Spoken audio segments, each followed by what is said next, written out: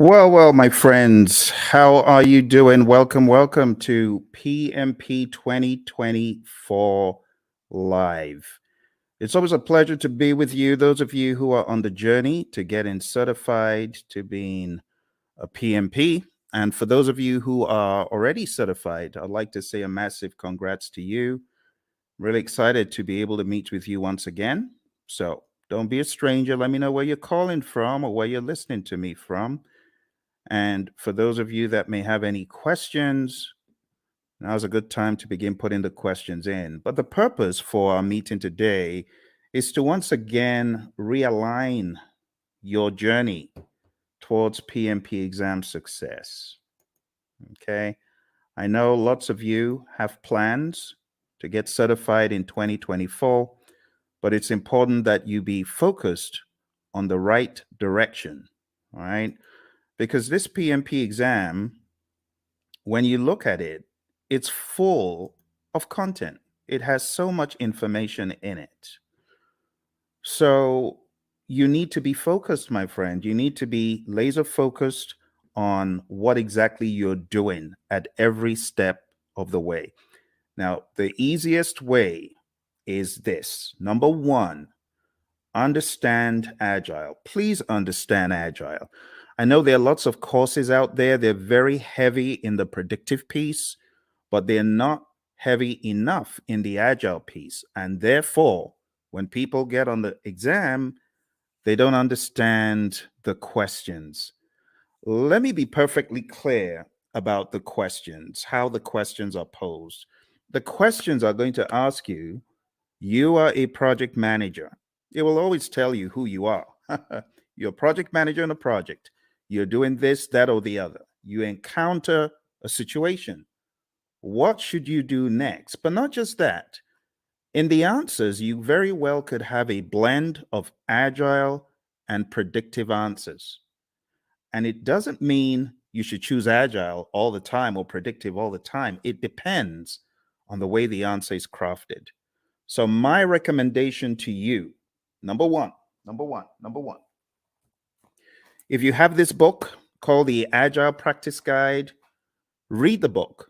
If you've been for one of my courses and you have Agile book, this one, if you have Agile Principle Raw and Uncut, please read the book.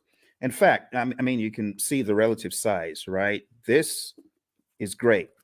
This goes deep. This brings you into the discussion like from a layman's perspective. So if I were you, you can get this on Amazon.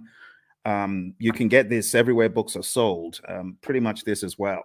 So I would recommend, if you are weak in Agile, beef up your Agile understanding to the point where you know pretty much where the question is going, right? You got to know from an Agile perspective the values, the philosophies, the thought processes, like just vanilla flavored values. Know your values really well, right? Just know through this work we've come to value individuals and interactions over processes and tools, working product over comprehensive documentation, customer collaboration over contract negotiation, responding to change over following a plan. And even though there's value in the items that we just kind of discredited, we value the items on the other side more. That's what you need to be thinking. Then you go over to the principles. Okay. So I'm going to walk you through a little bit of Agile tonight just to make sure you're on that wavelength. When I'm done with Agile, I'm going to tell you what next to do with Agile. And then I'm going to go into the predictive and then the hybrid. So this is probably going to take about an hour. We might be fortunate to get done quicker, but I want us to jump straight into the discussion because there's a lot for me to show you in this world of PMP. And this first piece is a slice from my course that I call Agile for Practitioners. My buddy Roy and I put this together, and it has helped PMPs across the world ace their PMP exam. So I'm just going to give you a quick little slice of Agile for Practitioners tonight. Let's jump straight into a few little introductions. So that's me. That's your buddy Phil. And I got certified in 2005. And since I got certified, I've been helping people across the world come from an engineering background. I'm one of those who escaped, who ran away and went into a different world of project management, trained many organizations, as you can see on the screen, many government entities, and so on. But let's jump straight into why agile. Why agile? I like this quote from Leon Megginson. It says, "It is not the strongest of the species that survives, nor the most intelligent, but the one most adaptable to change." It's all about adaptability, my friend, isn't it? You might recall on page 14 of the Agile Practice Guide, the Stacy model. Stacy model is a great representation of different spectrums where you can be either in an agile setting or in a more simple predictive setting. The summary is you don't have to be agile in practice every single project. For example, you don't have to use Scrum on every single project. You don't have to use Kanban on every single project. Imagine a nuclear plant shutdown. You can't do that saying, we're going to do everything entirely agile. Heaven forbid. You got to be predictive in some instances. And that's why we have the simple zone where we are close to agreement in the requirements and close to certainty as far as the technicality. So we've already gotten that out of the way, right? There's that understanding. Now, taking it up a notch to help you with your philosophies, the idea is in the world of project management, which of these is most important every time? If I asked you to select three things, just three things that you feel are mega important every time, what would they be? Would you choose time? I'm curious. Why don't you chat into me and say, "Hey Phil, this is what I think. This is what I think is most important on projects all the time." You want to try that? Go for it. Go for it. Go for it. Tell me, what do you think is hyper important? Three things, if you're going to choose three out of these. Any ideas? Is it schedule? Is it budget? Is it scope? Is it customer needs? Is it quality requirements? Or is it team satisfaction? Which three? Chat into me. I'm waiting for you, my friends. I'm waiting. I'm waiting. Come on, you're project managers, right? So you already know the answer to this, hopefully. Which would you choose? Which would you choose?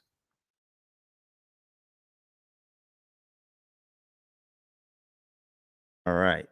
Which would you choose? Everyone's trying to be all cute here. All right. Well, what I would choose is probably not the first one because delivering on schedule, if I don't deliver quality, is going to be frowned on. Don't you agree? If I delivered on schedule, but my customer is not happy, what good is that? Right? What about delivering on budget? You deliver on budget, but your customer is not happy. You got issues. You see where the train is going now? So, in order to answer this question, you need to ask, what about the customer? That needs to be actually one of the first things, but it's not the first thing that you think about. You know, the very first thing you should think about? The very first thing you should think about is the restaurant analogy. Have you ever been to a restaurant and you made the mistake of being mean to the waiter and they're going back there and you're wondering, oh my goodness, I shouldn't have done that. Who knows what they're going to do to my food? Has that thought ever crossed your mind? Well, it's the same thing when it comes to the world of project management. Because if you are not satisfying your team members, the likelihood is your customer may not be satisfied because the team may not put in their best. But if your team is satisfied, and I'm not talking salary now, I'm just talking being mindful and being empathetic and ensuring that the team has what they need. You know, the Agile Manifesto talks about giving the team the environment and support they need. When you do that, you're likely to have the team meeting quality requirements, delivering on budget, schedule, scope, and the customer is likely to be satisfied. All that good stuff. Okay, so the best answer to this, I don't know if you noticed, this said all plan scope. So you don't have that mindset of, oh, we have to deliver everything. In the world of Agile, no, that's not our mindset. Our mindset is we got to deliver value. It doesn't have to be all the scope. So I was looking for you to choose the bottom three. That's what I was looking for. Just the bottom three: customer, quality, and team. Now, moving on to the next part where we're going to go pretty quick. This is what I was talking about, right? The Agile Manifesto values, which I've already covered, and then the Agile Manifesto principles. I'll just summarize them. Number one, customer obsession. Number two, welcome changes, even late, for the customer's benefit. Number three, deliver working product frequently. We want this to be shorter than 2 months because things change rapidly. You want feedback. You want to put it back into production. You want customer engagement. If it's far beyond 2 weeks, your customer may be disengaged. Number four, business people and developers working together daily. Number five, building projects around motivated individuals. I mean, that's common sense. No one wants to build a project around a demotivated team, right? Number six, face-to-face conversation. Now, this is very debatable because today everyone's on Teams, everyone is on Zoom. So, when it comes to efficient and effective, we got to be careful in 2024. But for the sake of your exam, just go with number six as it's written. Number seven, working product, the primary measure of progress. In the world of Agile, we don't do all those percent completes and statuses, right? In this world, Agile processes promote sustainable development. I call number eight, don't kill the team. The don't kill the team principle. Number nine, continuous attention to technical excellence and good design enhances agility. Number 10, keep it simple, sir. Keep it simple, sister. Number 11, the best architectures, requirements, and designs emerge from self-organizing team. Just leave the team alone. Let them do their stuff. You hired adults. You hired experts. They'll get it done better than when they were meddled with. And number 12, at regular intervals, the team reflects on how to become more effective. They tune and adjust their behavior accordingly. Doesn't always have to be the retrospective. This could be just a way of life, a day-to-day philosophy. And that's the Agile Manifesto. You do really need to know this well before you exam, okay? Now, let's go a step further. There is one more thing in the world of Agile that I like showing, and that is a difference between the predictive thinking, which is encapsulated on the screen right here. You can see in the traditional world, scope is fixed. But in the world of Agile, what happens? We flip the triangle on its head, and scope is now flexible, right? What is fixed is we have a fixed time box, that's schedule, and then we have a fixed budget, team size. So don't forget these core things about the world of Agile. Finally, before we get out of Agile, I just want to remind you, because I know a lot of people fight this one. The most popular Agile framework is Scrum, okay? If you haven't read the Scrum Guide, you should. Go to scrumguides.org, download it, read it, right? Scrum is a lightweight, easy to understand model. It's based on 3 pillars of transparency, inspection, and adaptation. This is a sequence of activities. What happens? Number one, we have a product backlog, and it's a list of all the things our customers want. Then we have an event. It's called sprint planning. Sprint planning is where we meet to decide what we're going to get done in the sprint. As a result of that meeting, we get a sprint backlog. Once we get our sprint backlog, we then have our marching orders. We are already in the sprint, technically, once we start the sprint planning event. But the next event that happens is the daily scrum. The daily scrum is something that we do every 24 hours. Don't say, oh, we do a weekly daily scrum. No, that's not a daily scrum. It has to be daily. So the daily scrum is where the team meets. They meet as a sync up meeting. It is not a status meeting. Please don't choose that on the exam when they give you the trick question that says the daily scrum is a what? Don't choose status meeting. It's not a status meeting. It's a planning meeting. It's a sync up meeting. There's a difference. So it's not status. Don't think status. We could either answer the 3 questions, and with a mature team, you don't need to pass the mic around. They know what to talk about, right? But some teams prefer to not answer the 3 questions. They prefer to walk the board or just do some other configuration, right? Some very mature teams, they may not even walk the board or answer the 3 questions. But for the sake of your exam, understand that the 3 questions is pretty staple, and then the walking the board. It's talked about in the Agile Practice Guide, okay? Then the sprint, how long is a sprint? 4 weeks or less in the world of Scrum. In the middle of the Scrum, a lot of teams these days, and I really want to call your attention to a very subtle fact regarding your exam. I'm going to have to go to that book again. And it's a good book, actually. It's not a bad book. It's the Agile Practice Guide. So let's go to the Agile Practice Guide, okay? So looking at the Agile Practice Guide, I want to point out to you that there are a number of things the PMI accentuates on page 50 forward. Okay, so you do need to read PMI's account, because in the Scrum Guide, you don't have any talk about the event called backlog refinement. In fact, in the Scrum Guide, it's looked at as everyday life for the product owner. But in the Agile Practice Guide, it is called out specifically on page 52 in the Agile Practice Guide. And it just reads, in iteration-based Agile, the product owner often works with a team to prepare some stories for the upcoming iteration during one or more sessions in the middle of the iteration, okay? So this account is about 2 paragraphs, but you don't find this in the Scrum Guide. You should pay attention to backlog refinement. You should pay attention to PMI's account of Agile, PMI's account of all things that are on the exam, okay? So even though backlog refinement in this image, I've graded because it's optional, you should, as a PMP candidate, be aware that PMI has 2 full paragraphs. It says there is no consensus on how long the refinement should be. There's a continuum of just-in-time refinement for flow-based Agile. The team takes the next card off the to-do column and discusses it. And then it says many iteration-based Agile teams use the time-boxed 1-hour discussion midway through a 2-week iteration. And that's exactly what I'm depicting on the screen. This is midway through the iteration. The team takes some time out. They do the backlog refinement. They go through the whole idea behind the INVEST acronym. Now, this is not a place for us to debate whether it is good or bad, because I have some of the Agile zealots who hate the INVEST acronym. Don't listen to them.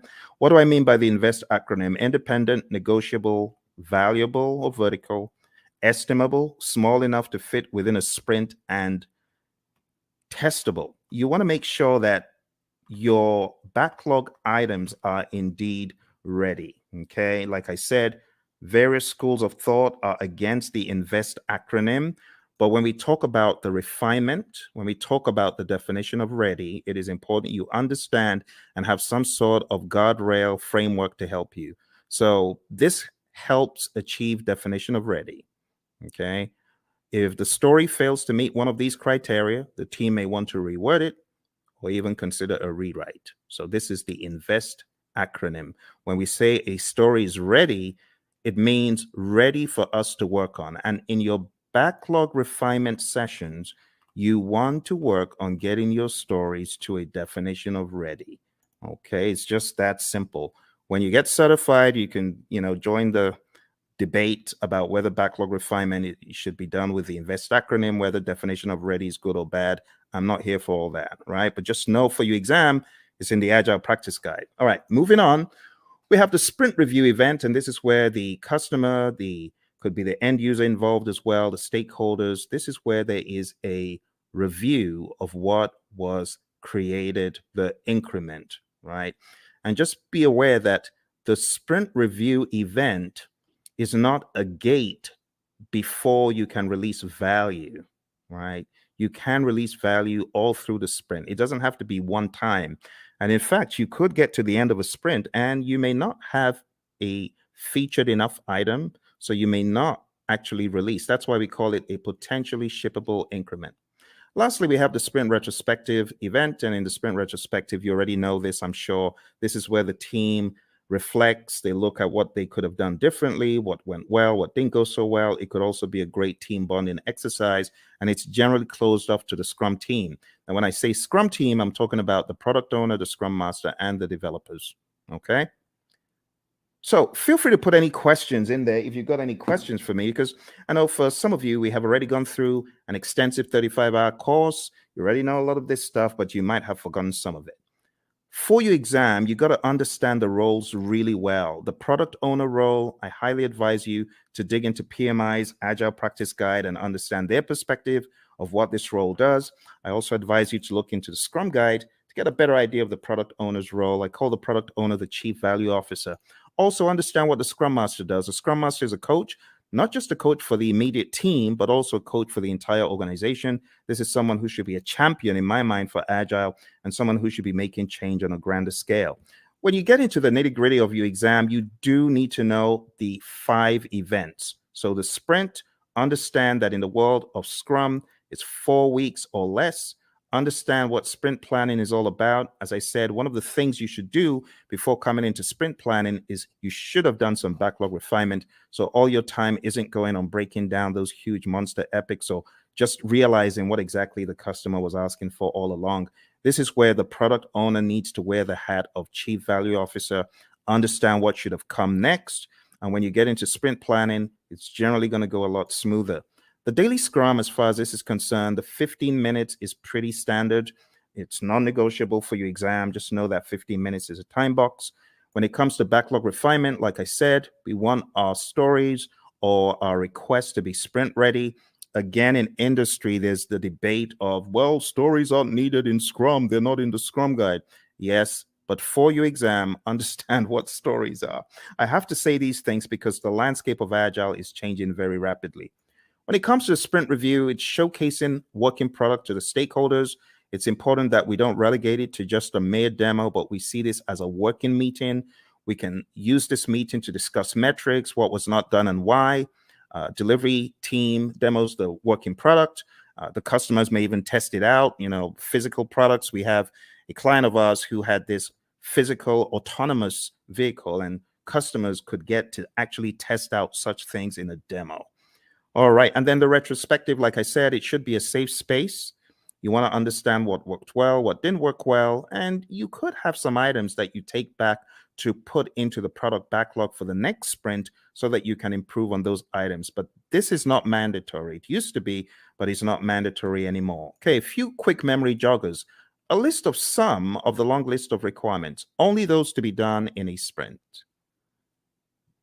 Okay, I'm going to move very quickly. So these are just joggers for your memory, right? Since it says some, it is not talking about the all-encompassing product backlog. This is just talking about the sprint backlog. What about this one? The product backlog is prioritized and owned by whom? Okay, I've already given you the answer to this earlier on. So this is talking about the Chief Value Officer, aka product owner. All right, how about this one? The first event of a sprint is what? Okay, if you were listening in the beginning, you would have gotten that it's the sprint planning event. All right, let's go to the next one. The average length of a sprint used in most firms. If you use the world of Agile philosophies in your firm, you probably know the answer to this one. All right, so the best answer to this, my friends, is not the 1 month. I said 4 weeks or less, but in industry, the sweet spot is 2 weeks. All right, let's move on to the next one. The end result of the sprint is known as what? What do you call the end result of the sprint? All right, so I've abbreviated it because I really want you to think. I really want you to be on your toes thinking about, okay, what are we talking about here? So here we're actually talking about the increment. Now, you can eliminate 1, but you're left with 3. It's definitely not the Project Management Institute. So the best answer that I would have expected you to choose is potentially shippable increment, PSI. Majorly because it may not be featured enough. All right, so PSI is the answer to that one. Okay, PSI. Okay. Next one, a daily scrum is what? What is a daily scrum? Is a daily scrum a planning meeting, a status meeting, a phase gate, or resolution meeting? Hey, Lawan. Lawan, good to see you. Lawan is one of our PMP gurus. She's already certified. And Lawan's got some other certificates, haven't you, Lawan? So very nice to see you. Nice surprise. What are you working on now that you're a PMP? Tell me what you're working on. I'd love to know. All right. So the daily scrum, Lawan said it's A, and she's correct. It's a planning meeting. We don't want to think of it as a status meeting. That will be an immediate 0. So don't do that. All right. Next one, priming the backlog and preparing it for the next sprint through discussions and reprioritization actions is what?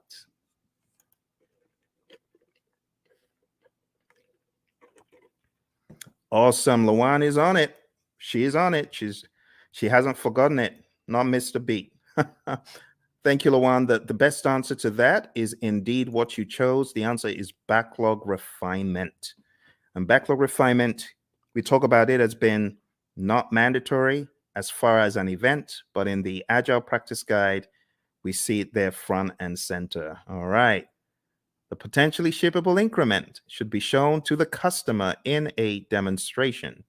This is known as what?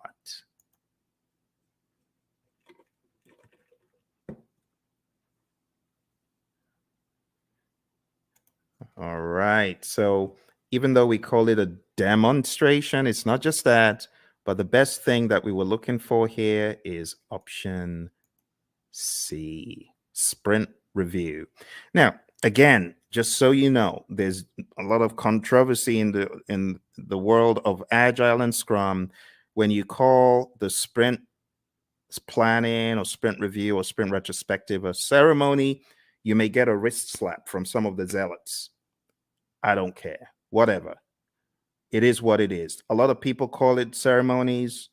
A lot of people call them, other things. And, that's, it is what it is. Okay, Lawan. Lawan says she's working on her PSM. Awesome, Lawan. I know that you've already taken a lot of Ken Schwaber's PSM pre-test, so just keep doing that. And honestly, his site is probably the best place to be to just keep taking them over and over again, reading the Scrum Guide over and over again, and listen to our audio because we've got audio out there on our channel, as you know. But well done, and try your best to listen to the lessons learned that are out there. We got lessons learned from the PSM from our friend Darian and Cindy, who both got certified last year. So I would recommend listening to them.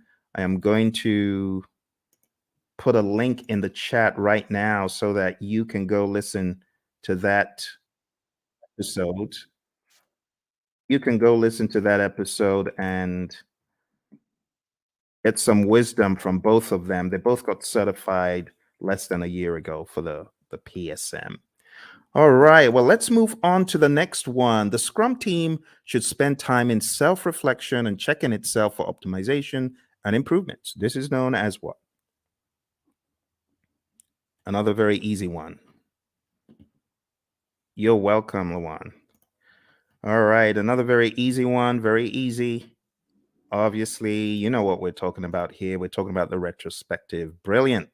All right, another thing that you should be aware of is just the terminology when we go through the product backlog. We have different terminologies. We have the product itself. We have the epics, features, stories, and tasks. And I just use a silly little mnemonic. I just say Phil eats fries sometimes on Tuesdays. It's my mnemonic. You can use that to remember. And here's an example of how the backlog could be broken down, right? Epics, huge chunks of functionality. Features, a group user stories together for release. It's a sensible way of releasing stuff, release like stories. And then we have tasks, which are not in the product backlog, by the way. At best, these would be in your sprint backlog, but you have a lot of mature teams who don't even put that level of stuff into their backlogs. So at the end of the day, you would have a breakdown that looks something like this, right? You would have the product broken down into epics. Here's an example of PBIs for a website, and I will zoom in so you can see the intricacies here. So it looks very much like a work breakdown structure, but don't get it twisted. It's not a work breakdown structure. This is a product, right? Product breakdown. It is not a work breakdown. Okay, so this is the general idea. epics, feature stories. You can see we have the core website functionality broken down into the UI, and then that broken down progressively into more levels of detail until we get to a task level. Okay, and then here you can see the UX, content and user experience broken down into smaller pieces as well. Those would be at the feature level, and these story level, ultimately the task level. And we don't want to make this a religious thing you do in the world of Agile. It's not. It's just logic on how you break down your backlog, right? So your product backlog, you have big boulders, big chunks. Here's the general idea. When you're working on your product backlog, it's like an iceberg, right? You got this big old iceberg at the bottom. You got to break the iceberg into smaller pieces. And those smaller pieces, that's what floats up to the top. And that's what gets done. If the product owner, of course, is thinking properly, that's what should happen first. Okay. The next big difference that I want to point out is the difference between the definition of ready, which we talked about earlier. Go listen to it if you didn't. And then the definition of done. Definition of done is an agreed upon set of items that must be completed before an increment is considered complete. Do not mix this up with the acceptance criteria at the back of the card. The acceptance criteria, of course, could be one of the items that we are looking to be complete, looking to have met the requirements. But at the end of the day, the definition of done is not just one thing, it's a number of things. And it's on a case by case basis, depending on your industry and depending on your unique situation. But just remember that the definition of ready and the definition of done are different things. What drives Agile is a concept of value delivery. So you want to make sure you're delivering value to your client. Value should be the number one thing. Another thing that we joke about in our class is the concept of food, because we know people love food. But imagine if you went to a five-star restaurant and you wanted the dessert and someone said, no, you can't have the dessert. You got to eat the greens. Well, as an adult, you can appreciate that. But what if you were a kid? You wouldn't. In the same token, our customers, they have things that are near and dear to them, like dessert.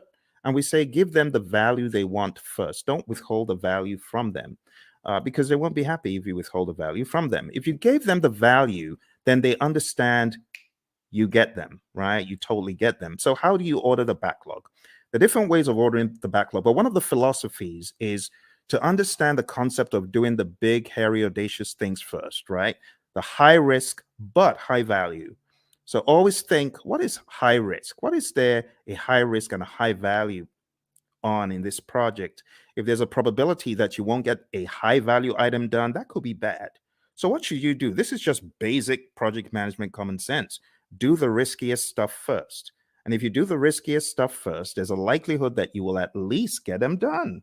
If you don't do the risky stuff first and you do it last and then you don't get it done and the time box is over or the number of iterations you promised is over, that's no good. So we often say high risk, high value first, low risk, high value next, low risk, low value next. And then why do you even want to do those in the top left quadrant? Why do you want to do high risk, low value? It doesn't make sense. There's so much risk in it. Low value, it could actually tank the entire project. All right. So we're not saying this is the only way to think, but we're saying start off by looking for the high value stuff and then look for the riskiest of the high value stuff. There are other instances where you could prioritize based on other items such as urgency, cost of delay, weighted shortest job first. There's so many things you could think about.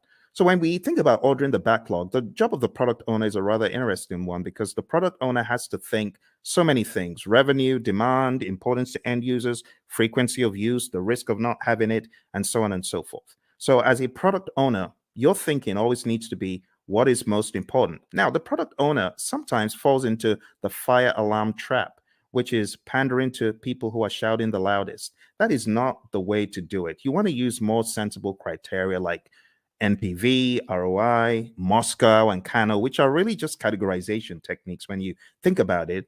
Weighted shortest job first could be another one, and the risk-adjusted backlog, the concept of the risk-adjusted backlog. So there's so many pieces that you need to master for your PMP exam, but ultimately, you're going to understand that Agile is front and center, because I cannot tell you how many people have cried, my Agile was so huge on the exam. I was not able to answer the questions quickly enough. It took me such a long time to read them and things like that. So you got to be ready. Scrum is definitely the big number one framework for the world of Agile for your exam. And then the number two framework that I would highly advise you to hone in on is Kanban. Just understanding how Kanban is structured, what it actually means when we say limit your WIP and why we say limit your WIP. Understand what a board could look like when you have the WIP limits up top there. Understand what it means when we say the lead time, the cycle time, and things such as that. And understand this concept, because while it may not be tested on the exam, it's good to have the agile philosophy of there's a cost for delaying delivering value to your customer. If you're not delivering value quickly enough, then your customer could tank, your customer could fall off the radar, your customer could go out of business. So we want you to have that mindset, okay? And last but not least, I'll just say have a mentality of the shuhari, right? Alistair Coburn brought this into the world of Agile from the world of Aikido, and it's just a great philosophy to understand. You got to go through a period of blind obedience. So I remember when the PMI Phoenix chapter brought the whole CSM bandwagon to our chapter, and I was one of the people who jumped on it. And our trainer was receiving a lot of consternation. Tom Meller was receiving a lot of consternation from the PMPs because they felt, what is this? This doesn't make sense. Why should we do this? Don't criticize our project management and things such as that. But blind obedience is best. Honestly, if you're coming into the world of Agile, just leave all your predictive stuff at the door, because I was in the world of predictive for eons, but I had to embrace, as they say in the military, embrace the suck. I had to embrace what Agile was bringing, the change in mindset. And not until I embraced it and I went fully in did I fully get it. So the blind obedience stage is really important. After the blind obedience, you get to the heart stage, consciously moving away from the rules, detaching, breaking free. And when you have done this for a period, you now understand the why, and you are just on autopilot Agile when you get to the restage. You're unconsciously finding an individual path to go beyond or transcend. So, my friends, for your exam, this is the first piece that I wanted to introduce to you, because Agile is big. It's really big. Now, if you haven't already realized, your exam is going to be based on people, process, and business. And people, process, business could cut across the world of Agile, or it could also cut across the world of predictive. Yes. And that is why the 12, I should not say the 12 principles. 12 principles are important. That's in PMBOK 7. So let me just get the 12 principles out of the way for a quick second. 12 principles. Let's talk about that. So for those of you that haven't read about the 12 principles, I want you to download a PMI PDF. I'm going to try to put that PDF in the comments below. So PMI 12 principles.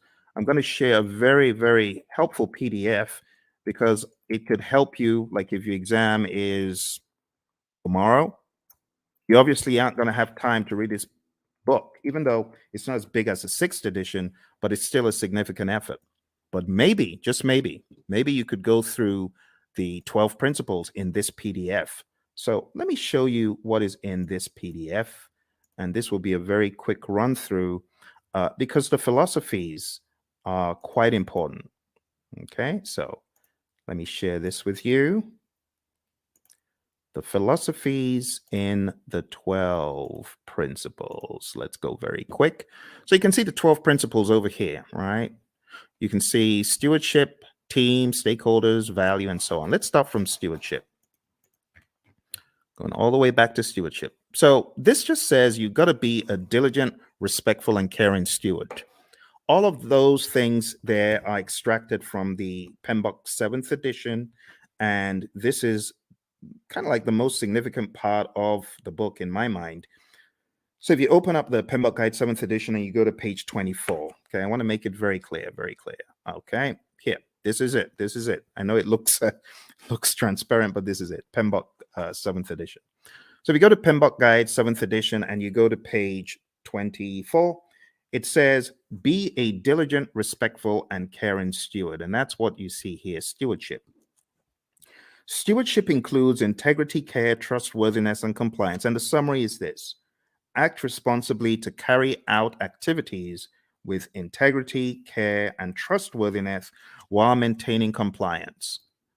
And that's it. Let's go to the second one. Number 2, team. So if you follow me to the next one, page 28, it just says project teams are made of individuals who wield diverse skills. And the summary is create a collaborative project team environment. That's the summary. All right. Next, we go to stakeholders. And the principle about stakeholders is one of collaboration. It just says effectively engage with stakeholders. Number 4, value. I've already talked about value today, and this just espouses that same idea. Focus on value. If it's not valuable, don't do it. Continually evaluate and adjust project alignment to business objectives and intended benefits and value. Systems thinking. Always see the big picture. It says recognize, evaluate, and respond to system interactions. That's that one. Going over to leadership. Leadership is all about being bold, taking those leadership decisions, making them, it says, demonstrate and adapt leadership behaviors to support individual and team needs. So here, I would say definitely know the Hersey-Blanchard model, the 5 stages of team development, things like McGregor's theory, Herzberg, Vroom, McClelland, all those, you should have an idea about those. But understand that leadership is all about influence. There's a difference between leadership and authority. You got to know that, okay? Even in the power interest grid versus the influence impact grid, there's a difference between power, authority, and influence leadership, okay? You got to remember that. So demonstrate leadership behaviors. Moving on to tailoring. Tailoring, it says, tailor based on context. The summary is you cannot throw the entire PMBOK guide or guides or process group or practice guide at every single project. All right, next one is quality. It says build quality into processes and deliverables. You got to think quality. It says maintain a focus on quality that produces deliverables that meet project objectives and align to the needs, uses, and acceptance requirements set forth by relevant stakeholders. Let's move on to complexity. Complexity, it says navigate complexity. The best way to navigate complexity is to understand the dimensions in it. The dimensions, human behavior, system behavior, uncertainty itself, and ambiguity, and technological innovation. There's a difference between these two. So let me go over these on page 51 very quick for you. Ambiguity is a state of being unclear. It says of not knowing what to expect or how to comprehend a situation. Then it says uncertainty is a lack of understanding and awareness of issues, events, paths to follow, or solutions. The summary is this. PMI is saying complexity is a characteristic of a project, and you as a project manager, you need to know how to manage it. How do you manage complexity? Let me take you back in time to the Stacy complexity model, remember? Now, how did we say we would work on complexity? We're going to break things down into smaller pieces, do things in iteration. Sounds like agile, right? Because that's what we're talking about. All right, number 10, optimize risk responses. It says continually evaluate exposure to risks, both opportunities and threats, to maximize positive impacts and minimize negative impacts to the project and its outcomes. Number 11, embrace adaptability and resiliency. It says build adaptability and resiliency into the organizations and the project team's approaches. It says most projects encounter challenges or obstacles at some stage. The combined attributes of adaptability and resiliency in the project team's approach to a project help the project accommodate impacts and thrive. Adaptability refers to the ability to respond to changing conditions. Resiliency consists of 2 components: the ability to absorb impacts and the ability to recover quickly from setback or failure. Last but not least, we have number 12, one of my favorites, and this says enable change to achieve the envisioned future state. It says prepare those impacted for the adoption and sustainment of new and different behaviors and processes required for the transition from the current state to the intended future state. Here's the deal, my friends. If you're ever going through change, just remember that people are different. Some people cannot absorb change very well, and others can. So you must approach it from a humanistic standpoint. You have to be empathetic. You have to understand the J curve, the way the J curve works. People are going to be in that valley of the J curve, pondering and wondering, how does this impact my life? They're going to be down in the dumps. So what the PMI advocates quite a lot is sense-making sessions. Don't forget the people. All right. And that's pretty much it for PMBOK 7. For those of you who have been asking the question, Phil, does that mean I need to just read the entire PMBOK 7? I've told you, listen to what I'm telling you. Read. I've given you one PDF. Can I give you one more PDF from the PMI? Let me give you one more PDF from the PMI. I'm going to give you the domains PDF because I know some of you, you're still wondering, but what about the domains? I need to know the domains. Okay, I'll show you the domains. You want domains? We'll go to domains tonight. I'll show you. So here we go. Here are the domains. Okay, just to ensure that your curiosity is satisfied, there are 8 domains in the PMBOK Guide 7th edition. Now, stay with me because I know some of you are fixing to run away. Stay with me. Okay, I got to explain this. This is PMBOK 7. This is PMBOK 6. PMBOK 6 is a wildebeest. It's huge, right? It has 756 pages. This one, on the other hand, has 300 and something pages. However, when it comes to predictive project management, this does not do a good enough job, which is why the PMI have included in their library something called Process Groups of Practice Guide. And that took from the now out of publication 6th edition, and they put together Process Groups of Practice Guide to walk people through the knowledges and process groups. Because, should I just be honest? People ain't buying the domains. People are like, we've known the process groups and knowledges for the past 2.5 decades. Why are you giving us? It reminds me of the Israelites. Why are you giving us this stuff to eat? Why are you giving us PMBOK 7 to eat? So let me show you the summary, okay? Let me show you the summary. Here is the domains, okay? I've put the domains in the chat. Now let's share the domains very quick.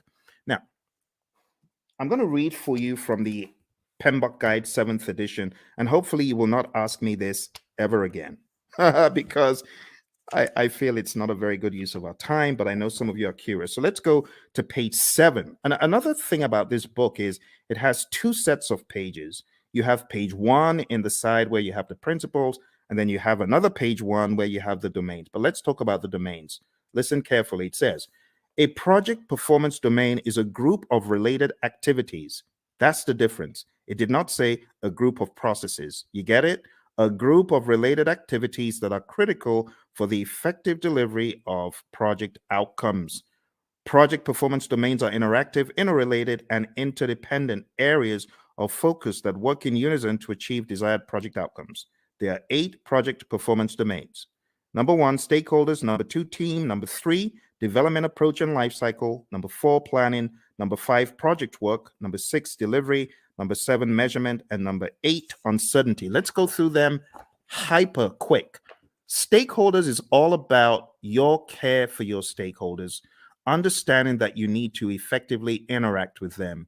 In other words, you need to manage the engagement.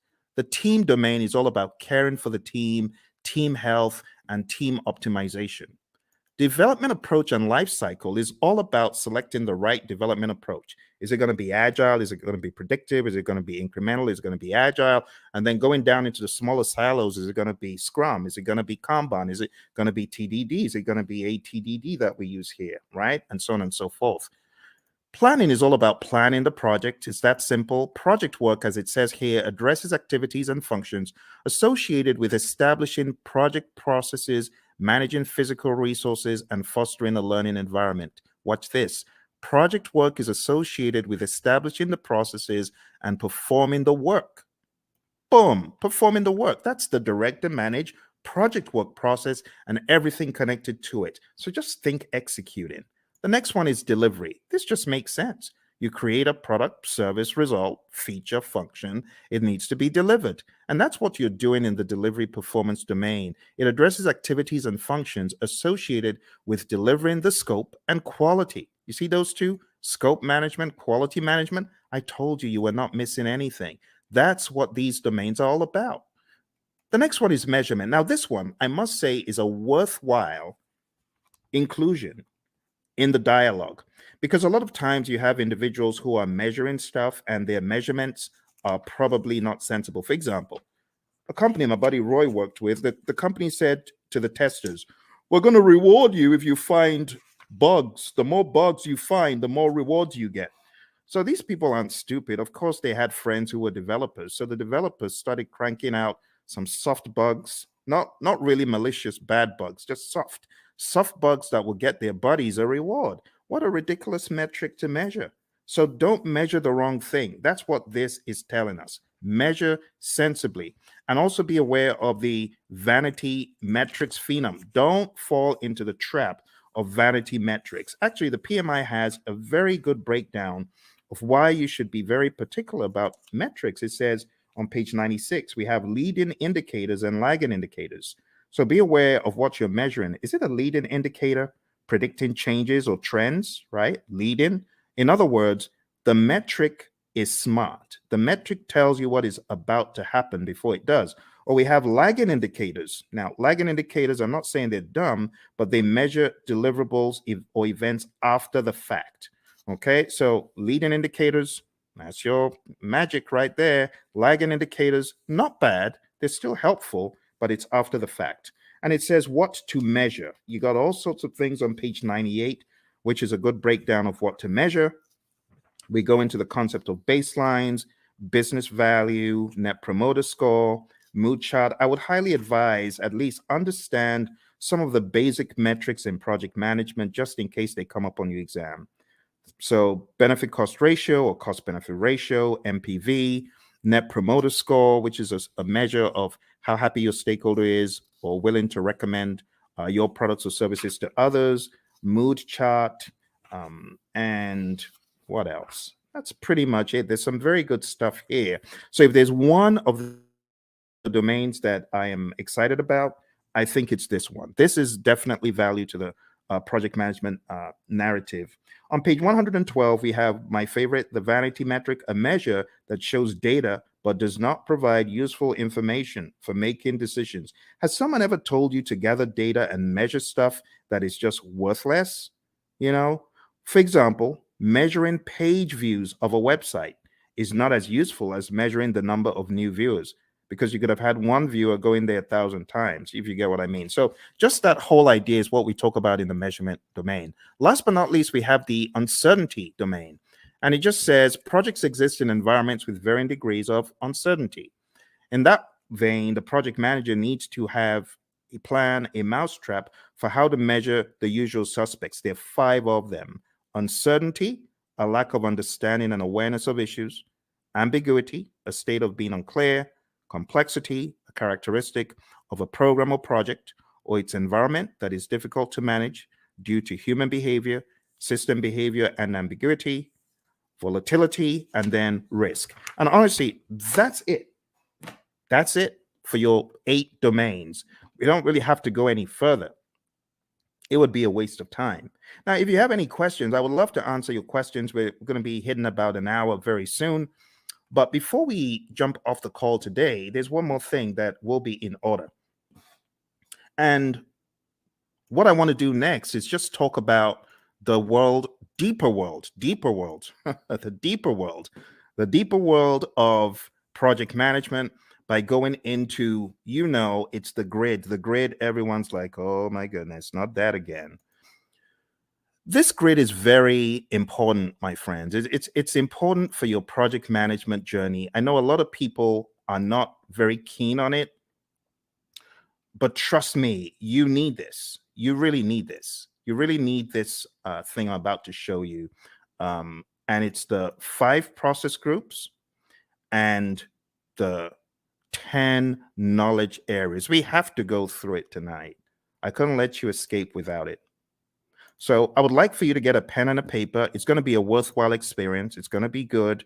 Let's work on this together. And as I go through it, I want you to ask any questions. Okay, if you have any questions, now would be a great time to ask them. So, in the world of project management, according to the PMI, way back in time, there are 5 process groups of project management, and they're just 5 buckets. I just call them buckets of things that need to be done in order for us to get project work done. And when I say project work, I'm talking more about the work that the project manager and the team are going to do to manage the project. You see, there's a difference between doing the work versus managing the project. You hear the PMI talk about a product life cycle. That's all about doing the work.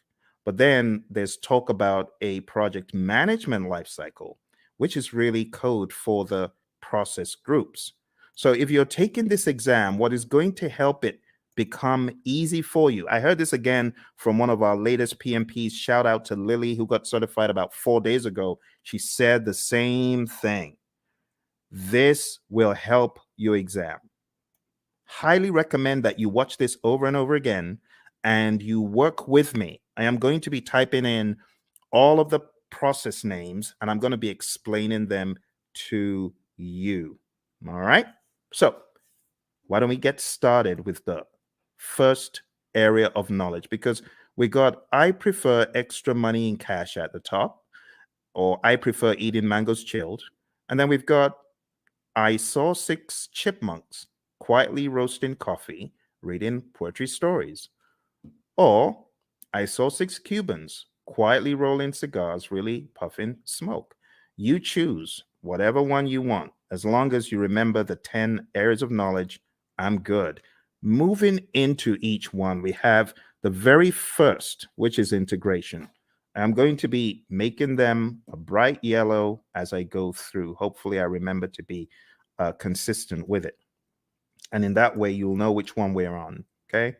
So right now, we're going into integration. Let's make it a bright yellow. All right. So in integration, the very first thing that happens is the develop project charter process. And in Develop Project Charter, you are creating a document that authorizes the project.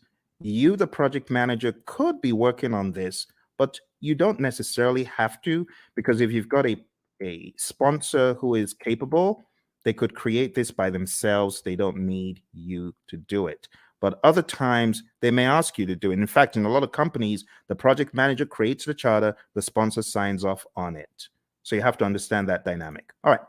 Next, going over to planning, the next thing you do in integration is you develop the project management plan. And this is where you put the big plan together, because there's a lot of stuff that actually happens under the process that we're not seeing yet.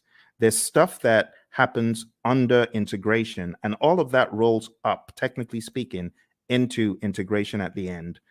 We'll talk about that progressively. Next, going into executing, we have the direct and manage project work process. This is where the work is being done and the major output is a deliverable. So think about it. Everything that you're doing in project management, whether you're making a chicken sandwich or whether you're working on software or code or whatever, you will have the time when you need to do the work. And direct and manage project work is where the project manager is helping by directing and managing what needs to be done. Okay. From direct to manage project work, in addition to deliverables, we get something called the issue log, and we also get work performance data, which is just like you as a project manager, you are observing what is happening on the project. You know, you're observing how many widgets have defects. You might be observing which employees are unable to come in for work. We call that work performance data. The other thing that happens here in executing and integration is manage project knowledge. Okay, and then moving over to monitoring and controlling, we have a process called monitor and control project work. And this is where we are creating reports. We call them work performance reports. And the reports help understand the status of the project and so on. And the other thing that happens here is called perform integrated change control. And this is where you are reviewing the change requests that come in. The change control board is also involved. So you would review the change request as it comes in. If the change request is not in formal writing, you are encouraged to put it in formal writing. And then you review it, you do an impact analysis, and then you send that information to the change control board, and they can review the change request and decide whether it's going to be done or not. And then in closing, we have the close project or phase, process, close project or phase. And this is where you close out either a phase in the project or the project as a whole. Now, what I want to do right now is just comb through them in a little bit more depth. All right. We get a project charter from here, develop project charter over here. From develop project management plan, we get our project management plan. From direct to manage project work, we get our deliverables. From manage project knowledge, this is where we do our lessons learned. We get a lessons learned register. From monitor and control project work, we get our work performance reports. From perform integrated change control, we get our approved change requests. Remember, we could also say the change log is technically an output from here. But remember, your exam is not based on all these inputs, outputs, and stuff. They just help you understand the flow. It is important for you to understand the flow, my friends. And then we have close project or phase. So closing out the project or a phase in the project. This is where we have a final product, service, or result transition as an output. We also have a final report as an output. Okay. Now, these are not just random words that I made up. These are indeed things in the PMBOK Guide 6th edition and things that are helpful for you to know as you traverse the landscape of project management as you prepare for your exam. Okay. All right. I hope that makes sense. Do send in any questions if you have questions. So that's the first knowledge area. Now, everything that happens under integration, you got to look at it like this. Look at it like this. All this stuff under rolls up. All the stuff under rolls up, technically speaking. Now here, I know we only have one process here, but technically speaking, what you have in identifying the stakeholders, you want to make sure the stakeholders buy into the charter. All the stuff you have here in planning is going to add up to your project management plan. All the stuff you do in executing is pretty much governed, talking about governance from an integrative standpoint. Everything you do in monitoring and controlling is governed up here because all you're checking to see if you're going according to plan in all the knowledge areas is governed at a higher level in monitor and control project work. And closed project or phase, it just has that. Okay. And that's the general high level idea. Now we're going to be going crazily quick. So I'm going to put the responsibility in your court to tell me to slow down or stop, because I'm just going to go pedal to metal from here. Okay. All right. So draw along, follow along. It will be a good exercise. Going into planning, we have plan, scope, management as a process where we decide how to manage scope. Then we have collect requirements, where we are collecting all the requirements, functional requirements, business requirements, and so on. Then we have the define scope process, where we create the project scope statement, which has all the inclusions, exclusions, detailed deliverable description, and so on. Then we have create WBS, which is where we create the work breakdown structure. Then we jump across to the monitoring and controlling process group. And here we have two things. We have validate scope. This is where your customer checks the product, service, or result. And then we have control scope. And this is where you, as a great project manager, you're controlling the scope, making sure people aren't adding extras. Okay, good. Let's move into schedule management. In schedule management, the first thing that we have here is plan schedule management. Plan schedule management is where you create a plan for how to develop and manage the schedule. Then we have define activities, where we list out the activities that need to be done. Sequence activities, where we put the activities in order of occurrence. And estimate activity durations, where we decide how long each activity will take. And then we have developed schedule, which takes everything into account. And voila, we have our final schedule, right? We also from here have our schedule baseline. Just to make sure you understand the difference, There's a difference between having a project schedule, which is a live and breathing schedule that you update just sensibly as a project manager, versus the schedule baseline, which is a particular version of the schedule etched in stone. So there is a difference between the schedule baseline and the project schedule, and it helps to know that. Last but not least, on the other end of the spectrum, we have control schedule, and this is where we ensure that our schedule is going according to plan. Okay? Be sure to ask any questions. If you have questions, I will be moving a lot quicker from here. Going into scope, we have three things we do. Three things in planning and one in the monitoring and controlling section. Here we plan cost management, and that's where we plan how to manage cost. Then we estimate costs. We estimate the cost for each line item, each task. Then we have determine budget. And this is where we roll all the task costs to a final total amount. And then lastly, here we have control costs. And this is where earned value lives. Now, when I say where earned value lives, this is where we use the earned value metrics. The earned value metrics could help us see trends where we're likely to end up, or previous performance across schedule and cost and even scope.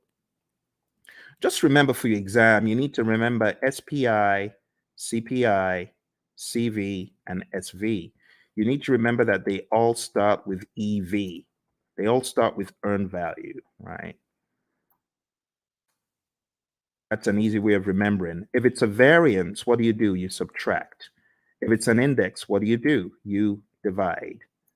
So that's another quick tip. And then if it's schedule, then if it's schedule performance index, plan value is the other thing. If it's schedule variance, plan value is the other variable. If it's cost related, actual cost is the other variable for cost performance index and cost variance. Okay, so let's zoom into that for the sake of those who may have forgotten. The big thing for your exam is really knowing what does SPI mean if it's 0.4, or what does CPI mean if it's 0.4. Anything less than 1 is bad for the indices, right? Greater than 1 means you're doing better than projected. Anything less than 1 is bad. Equal to 0 means you're equal to 1, I beg your pardon, for the indices means you're right on target. For the variances, if it's 0, it means you're on target. So if you have a 0 variance, that's good. If you have a negative variance, that's bad. If it's greater than 0, like if you have even a $5 cost variance or schedule variance, that means you are actually better than planned. Okay, so those could help you in your recall for the exam. I'm going to put them over here. I'm going to make them a little bit smaller because they're not really a process. It's just something to remember. All right, let's go over to quality. So in quality, we have plan, quality management. And we have manage quality, where we are actually carrying out our quality audits, manage quality. And last but not least, we have control quality. And in control quality, this is where we are actually checking the product, service, or result. Okay. For those of you just coming, we're doing an end-to-end coverage. It's a very rapid means for you to catch up on the PMP. Once this live stream is over, it is likely you will not see the video because the video will be pulled down. You won't see this video once it's over. So if you know you're not able to stay, unfortunately, you will not see this video afterwards. All right, let's come out. Let's go back in. All right, there we have it. So we've got plan quality management, manage quality, and control quality. Moving on to the next thing we're talking about, we're going to talk about resources. Moving on to resources, we have 6 things here. We have plan resource management. We have estimate, activity, resources. And those two happen in planning. In executing, as far as resources concerned, we have acquire resources, we have develop team, and then we have manage team. And what are the differences? In develop team, this is where our team goes for team building. They get trained, they get educated in project affairs if they need to, or technical things. And then in managed team, this is where we give the team feedback. And last but not least, here we have control resources. All right. If there are any questions whatsoever about what you get out of the processes, please ask. I know I'm going pretty quick because I have so many videos about this stuff on the channel that I'm expecting that you might have maybe even already gone through some of those. Okay, let's go on to the next one. Next one is communications. And in the communications knowledge area, you're going to do three things. You're going to plan communications management. You are going to manage communications. In other words, you're going to communicate. This is where you're going to distribute information to people. This is where you could have reporting done in meetings. And last but not least, we have monitor communications. Okay. Again, I want to encourage you, if you haven't mastered this, this is important for your PMP exam. I know some people feel, oh, this is old stuff.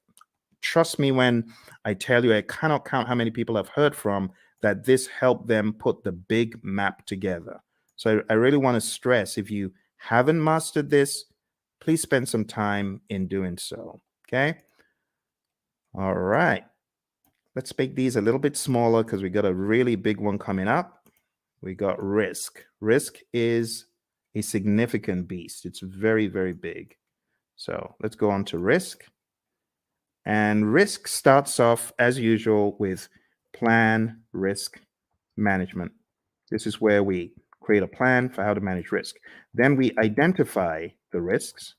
Then we perform a qualitative risk analysis. Think about it like a high, medium, low, or on a scale, numbers that generally don't equate to the same thing from project to project, but they help us in the prioritization of the risks, as far as which risks are we going to go after, which ones are we going to leave alone, so on and so forth. All right, moving on.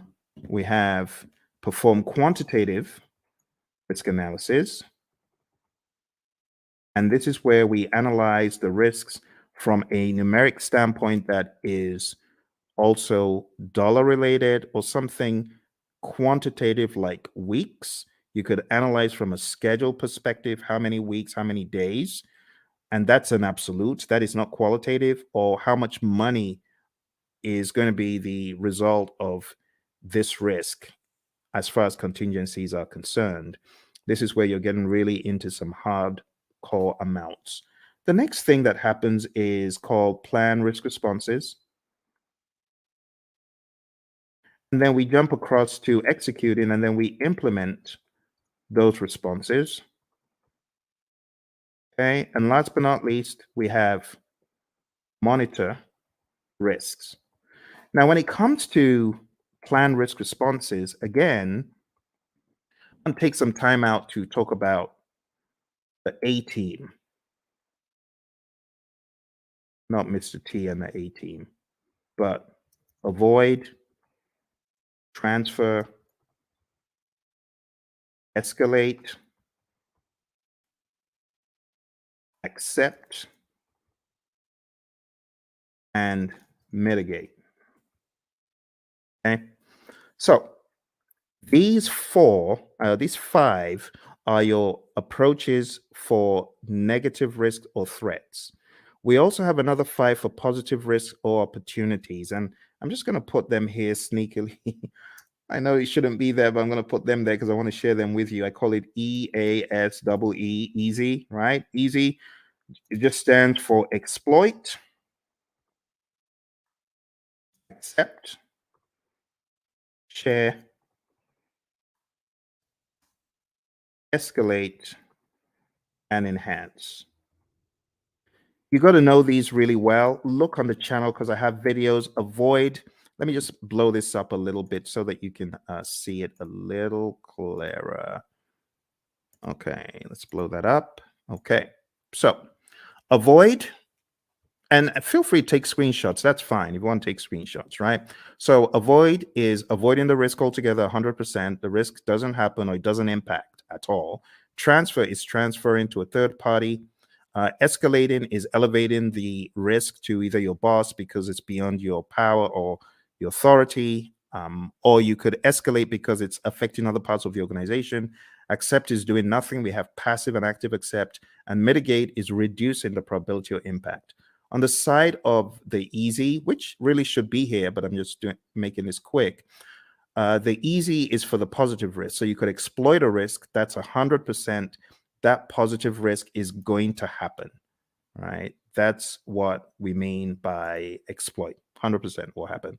Accept is doing nothing. We have passive and active accept again. Sharing, again, same strategy as I said for transfer. You involve a third party. It could be a special purpose company. It could be a sister organization that you share the positive risk with. Escalate, again, escalating it to a higher power because it's beyond your project or because it's beyond your power. And then enhance is really just increasing the probability or the impact of the positive risk. All right, so that's risk, my friends. We are going pretty quick here, and we are going to be done before you know it. Let me go back and share the last pieces of information because we have just 2 more knowledge areas. Aren't you amazed at how quick that has gone? You know, in some courses, the entire 1 week is spent on that. They spent 5 days taking you through what I'm showing you in minutes. That's why you need to come to my course. Come to my course. I'll do a lot of time optimization for you. You want to join my course, go to hpmexam.com or go to tinyurl.com/elite PMP or tinyurl.com/elite CAPM. I'm going to put those links in the chat because I know some of you are like, how do I join your program, Phil? Well, you just need to go to Elite PMP. You can start studying with me tonight, like right away. You can start studying with me right now because if you sign up there, you'll be able to join immediately. It's on Udemy and costs 24 hours a day. You just decide when you want to join. And if you're getting ready for the CAPM exam and you're wondering how to get certified, you can join me on the Elite CAPM program as well. I'm going to put that in the link. Do that. Put that in the chat. So go to Elite CAPM if you're keen on studying with me for the CAPM exam. And then if you want to be on my full-blown training for project managers, not only to get them PMP certified, but also to elevate them to the next level after PMP. In other words, showing you how to succeed. You can just jump into my program, which is called hpmexam.com PMP exam immersion. Let me put that in the chat as well for those of you who are curious, because I know some of you are feeling the training right now. You're like, my goodness, I just spent $2,000. I spent 10 times more. I got 10 times less in a different program. If that's you, I want you to smash that like button. Tell me if that's you. I want you to hit like. I want you to subscribe to the channel, and I actually need you to share it with your friends. Okay, that's what I need you to do. So if you want to study with me, do that. And if you're like, Phil, I ain't got a dime. I'm just trying to get by. Hey, that used to be me. That used to be me back in 05. I didn't have a dime. And that's why I've got you covered. I've got a free 30-hour program right here on YouTube. For those of you who are on YouTube, those of you who are on the other platforms, thank you for joining me from the other platforms. I see you. I see all of you across the platforms. So if that's you and you're like, Phil, I ain't got a dime, I got you covered. I'm going to put a link in the chat, and this is to my 30-hour free program, totally free. All you need to do is go on to pmp.pmradio.org, and I've got over 30 hours of free video. Free, totally free. No catch. The only thing I ask though, if you really want to support the channel, because I know some of you you gained so much from the channel. Just go get the book, PMP Exam Immersion, right? The PMP Exam Immersion book, I'm going to show you tonight how to put everything together in context. And if you wanted to get this book, like download the book right away, you can. This book has the deep secrets to your PMP success because it puts everything together. It puts agile, predictive, hybrid, it weaves it all together. It's called PMP Exam Immersion, the book. So I know I have the course, but this is the book. And if you get the book on the link that I just shared, you'll actually be able to download a workbook. And the workbook has 100 of these crazy, what should a project manager do next kind of questions. So whatever the case, whether you can afford it or not, I got you covered. For those of you who say, Phil, I'm just, trying to survive here. That used to be me. So I got you covered. Don't worry. Just go to pm.pmradio.org, and you're gonna be extremely delighted when you see what I have in store for you guys and girls. Okay. So let's jump into the final piece of our journey today, which is going over the last two. I'm going to make the others very small, just so that everything can fit on the screen. Okay. Some of these processes, they occupy a lot of space. I might be able to make a few of them bigger, like quality is actually not that much. And if you haven't gone through this rites of passage, well, I'm glad you're going through it right now. This is a brilliant opportunity for you to see how the entire table comes together. All right, so procurement. What do we do in procurement? Number one, we plan procurement management. Plan procurement management is where we decide, are we going to buy or not? Are we going to make or are we going to buy? If you decide to buy, then we go through the procurement process, the philosophies, right? And we do the RFPs or the RFQs or the RFI, request for proposal RFP, request for quote RFQ, request for information RFI, IFN, invitation for negotiation. I'm talking so quick because I want to get done. I want to get done. It's a weekend. It's a weekend. You see, the labor of love, your buddy Phil is here for you to help you.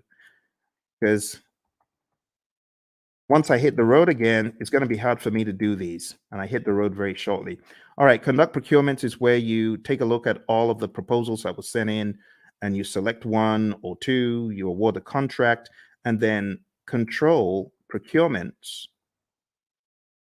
This is where you are checking to ensure that the vendor, the seller actually did what they promised. You want to make sure that they are delivering. You want to make sure that they are on time.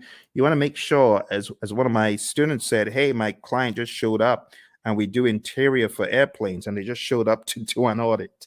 That's control procurement. You want to make sure that the seller is really upholding the quality. And the funny thing is they weren't, because, some of these folks, they want to show off to their friend, like, oh, you need to take a look at this aircraft that we're refurbishing. So unfortunately, on that day, one of them brought his buddies into to the workplace. Bad move because the customer showed up. All right, let's finish this off. All right, last but not least, we have stakeholder. So over here, we have identify stakeholders. This is the only one that you have in the initiating process group. And then we have plan stakeholder engagement. And then we have, after you've planned how to engage a stakeholder, then we have manage stakeholder engagement. This is where you're actually engaging your stakeholder, speaking with them, communicating with them, working with them. And last but not least, we have monitor stakeholder engagement. Okay. And my friends, that's it. I just showed you. Please give me a round of applause. Give me a round of applause, please, please, please. I think I deserve it because I've done what a lot of instructors won't do. I took you through the entire Agile curriculum. I've taken you through PMBOK 7, principles, domains, and boom, now I took you through PMBOK 6. PMBOK 6. Do you know how much time that would have taken to go through these books alone? Do you know what that would have taken? We went through this, we went through this, and we went through this. All in 1.5 hours. Please give me a round of applause. I need some likes. Like, please, please help me, help me. I know some people think, why is he asking for likes? I need your likes. I can't do this alone. I'm trying to help the world get PMP certified. You need to remember where I'm coming from. On my PMP exam, question 20. Do you know what the time was? Question 20. I was 1 hour in to my exam on question 20. Think about it. If this exam has 180 questions and this guy's only done 20, how many hours does he need to finish the exam? The wise people would say 8 more hours. You're correct. It was a disaster. I had only gotten to question 20, 1 hour in. And this is a very good example of how not to take the exam. Don't take the exam saying, oh, I've got to answer this. I'm going to use all the time I can to answer this one question. No, don't do that. Don't do that. I was spending 3 minutes a question. How foolish. Instead of me to go with my gut and just keep mowing them down, just keep going. Even if you feel they're not right, you don't have the luxury of time. I've had a lot of students who say, Phil, I was shocked. I ran out of time. Normally, before I got into the exam, I was killing all of my mock exams. Of course, because the stakes are higher. Your brain is going to be working differently. You're going to be working differently. So don't try that stuff that you do at home on the real exam, okay? Which is why I say roll up your sleeves and go to a test center, smell the coffee. It'll kick in. It'll kick in. Just drink the coffee, but smell the coffee because you realize the stakes are high. Long story short, after 1 hour, I started writing my eulogy of the PM slain in the Battle of PMP. The PMP who tried his best, the PMP aspirant, the PMP wannabe who tried his best. Phil tried his best, but alas, he was slain at the Battle of PMP. Why was he slain? He didn't have his weaponry right? So I was crafting my eulogy until a conspiracy theorist gremlin pounced on my shoulder. And I'm grateful for that conspiracy theorist gremlin. And the gremlin said, the PMI is looking at you from behind the scenes, and they can see that you got all the questions wrong, and they're giving you more of those questions. You got risk wrong, and they're giving you more risk. You got schedule wrong, they're giving you more. Why don't you go to the back of the exam? It was a crazy thought, but this is what got me out of the exam alive. I jumped all the way to the back of the exam. Back in those days, you could move backwards and forwards between all the questions. And back in my day, there were actually 200 questions. So I went all the way to the back and I started doing the questions from the back, from the back, from the back. Truth be told, hey, use this. Use this as the fire escape. For me, it was the fire escape.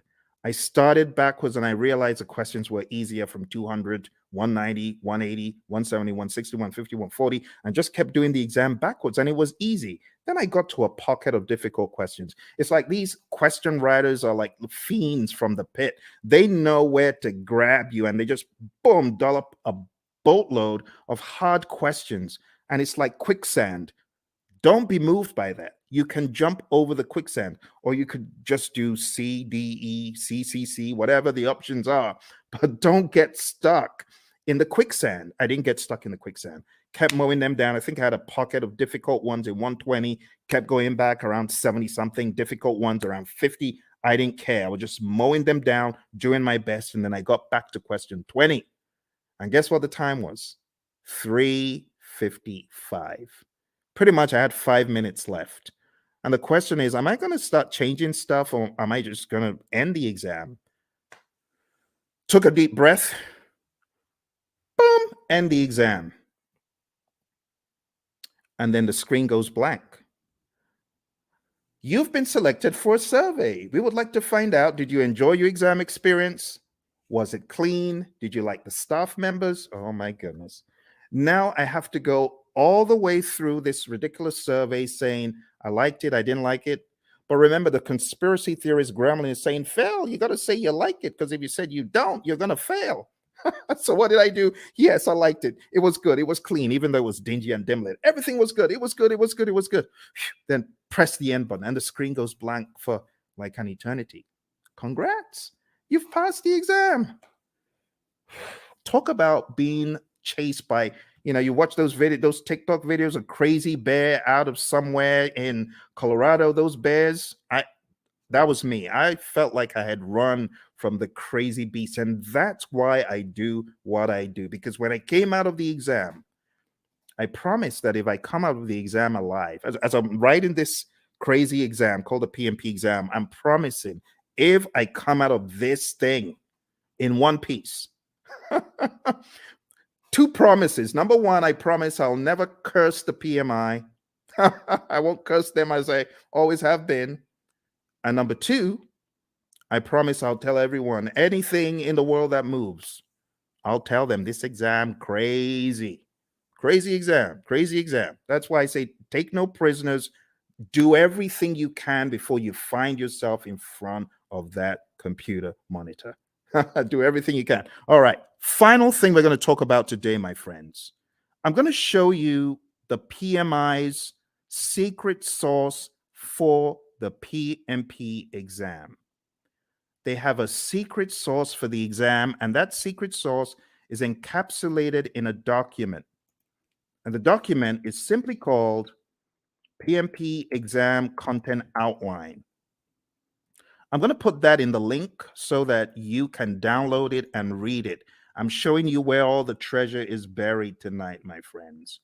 You know, like I said, I'm hitting the road again. I don't know when next I'm going to be able to do this. It's going to be a while. Here we go. Here we go. That is the PMP exam content outline. And I'm going to go over the outline with you, but I'm not going to do it the usual way. I'm going to do it differently. I am going to do it very quickly by going through my special roadmap. It's a roadmap I created for the PMP, and it cuts off, I would say, about 10 hours. It cuts off 10 hours from the curriculum because it's very rapid and effective. Are you ready? Let's jump into it. Let's jump into it. Here we go. Here we go. For those of you that have been on since we started, thank you very much. I hope you're finding value from it. Your exam is going to have people. 42% of the exam is people, 50% is process, 8% is business. And then you can slice that across 50% agile and hybrid, 50% predictive. Okay? So what am I trying to say? I'm trying to tell you agile is a beast, a big old beast as big as predictive. Here's the breakdown one more time. See that? So pay close attention to the process domain, but don't forget, you could slice these into 21 for people, 21 agile and hybrid, 21 predictive. For process, 25 agile and hybrid, 25 predictive. For business, 4% agile and hybrid, 4% predictive. That's the general idea. Okay. Let's go into the people domain very quickly, and I'll just try to wrap it all up. Okay. Number one, I have changed the order from what is in the outline that I sent you. In the outline, it starts off with manage conflict, and then it goes into lead a team and so on. But I'm changing it because I want you to get the flow. The flow doesn't make sense in the outline. I want you to get more of the flow from a time perspective. So number one, what I want you to think about first is building a team. You build a team, and then you begin to define the team ground rules, do's and don'ts, and acceptable behavior. And then you begin to lead a team. You know, my mentor, John Maxwell, he says a true measure of leadership is influence, nothing more, nothing less. You're going to lead the team to success. You're going to help the team understand what to do on the project. Leadership is all about example as well. The Hersey-Blanchard model is also a very good one to talk about here. If you haven't heard about the Hersey-Blanchard model, this is it. The thesis of the Hersey-Blanchard model is you need to be a situational leader. You can either be in a directing mode, depending on the individual. This is where you give low support and more direction, or in a coaching role, or in a supporting role, giving more support than direction, and in a delegating role where you just know the keys to the kingdom are safe with this dude, this girl, because they've proven themselves time and time again. But you don't always stay in one quadrant. You move around depending on the individual and the circumstance. With someone, you could have a delegating approach, but if you change the environment, you may need to have a more directing approach with that same individual. And that's the general idea. The other thing that you really need to know for your exam is the 5 stages of team development: the forming, storming, norming, performing, and adjourning. This will help you on the questions. There's also subtle lingo used. So when it comes to forming, the team members are independent. When it comes to performing, the team members are interdependent. So you got to understand PMI's lingo when it comes to these. I would say it's worth checking how they discuss the 5 stages of team development, or Tuckman's ladder, Bruce Tuckman's ladder. Also, as part of your journey, know the 10 tenets of servant leadership: listening, empathy, healing, awareness, persuasion, conceptualization, foresight, stewardship, commitment to growth of people, and building community. You already know the PMI isn't going to do this in parrot fashion, but you do need to be very comfortable with the narrative. Also, for the people domain, you need to understand the Thomas Kilmann conflict mode instrument. There's no image of this in the PMBOK guides, any publications from PMI, but you need to realize that you could be somewhere in the middle as far as your approach to conflict, or you could be very forceful to get your way, or you could be in a collaborative problem solve mode, which means you're assertive about your needs and the other person's needs. You could be in the avoid or withdraw mode, or you could be in the accommodate or smooth mode. The accommodate or smooth means you're more focused on the person's needs than yours. Avoid or withdraw means you don't care about yours or the other person's needs. You just want to escape. And that's okay. But avoid or withdraw is not the end. You could be back. You could be back with some additional backup. It depends. Okay. So there they are again. The Thomas Kilmann conflict mode instrument, PMBOK 6, page 349. If you're in PMBOK 7, it's talked about differently. It's kind of wonky because it kind of went off something else instead of sticking to the Thomas Kilmann conflict mode instrument itself. This is what I would recommend, though, for your exam prep. Okay. So going back, we've talked about 6, 12, and 2. The other things you need to know for your exam: definitely understand how you as a leader should build shared understanding. Then we go to task 5, ensuring team members and stakeholders are adequately trained, which is a no-brainer. Number 13, mentoring relevant stakeholders. Whether you're the scrum master or the project manager, you should mentor. Empower team members and stakeholders. Manage conflict. This is where the whole conflict dialogue now comes in. Number 11, engage and support virtual teams.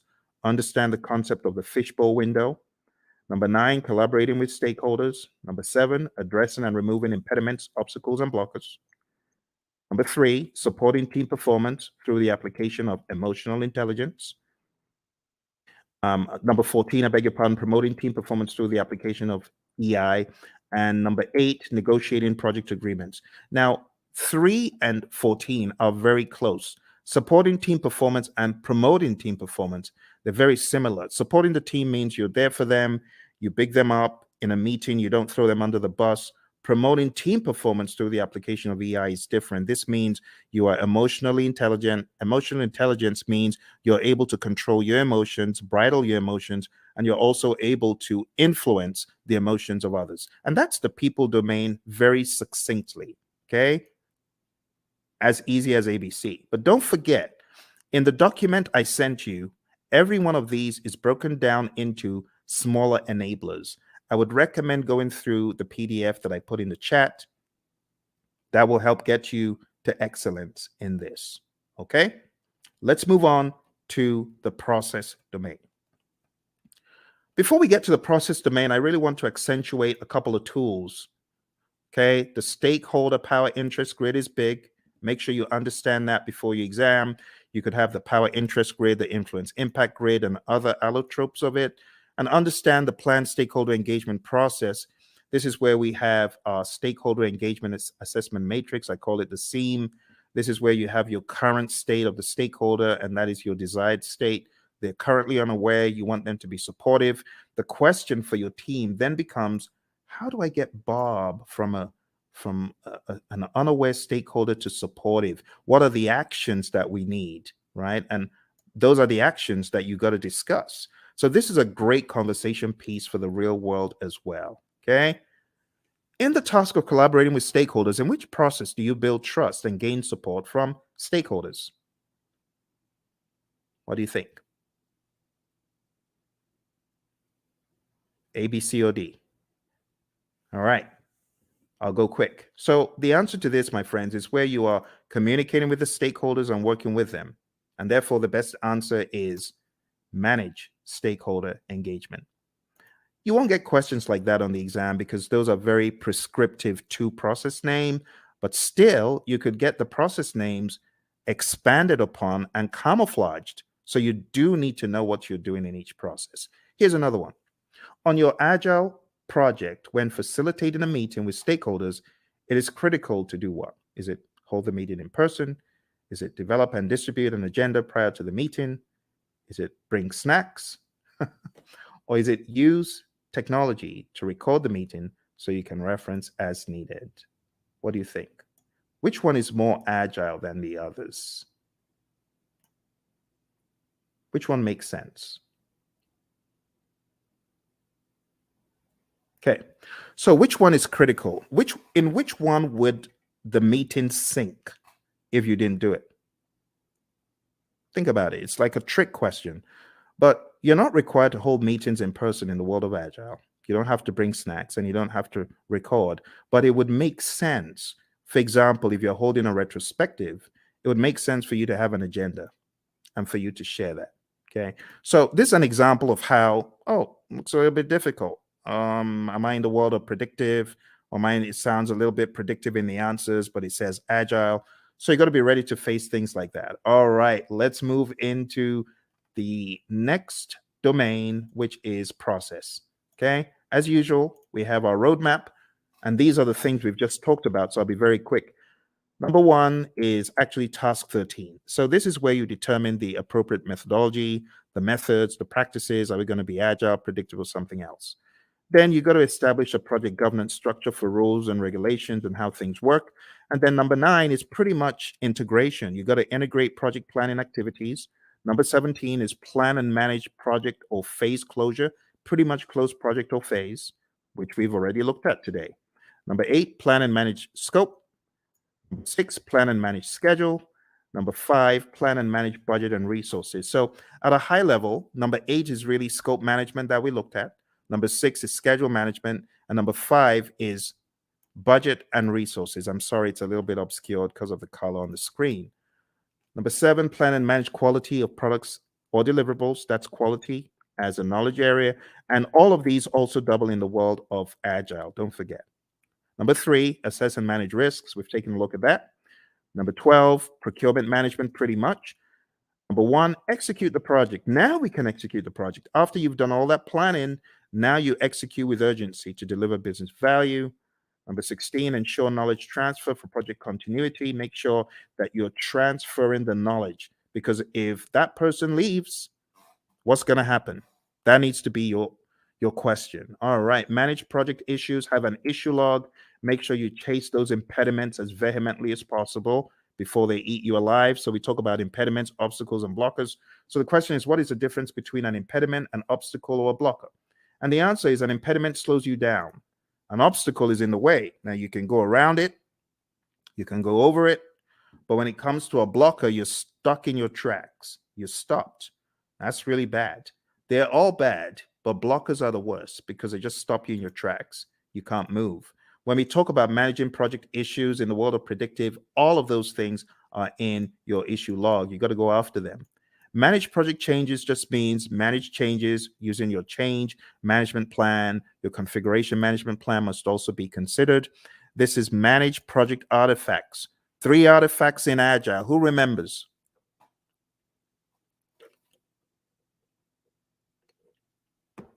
I'm getting some crickets.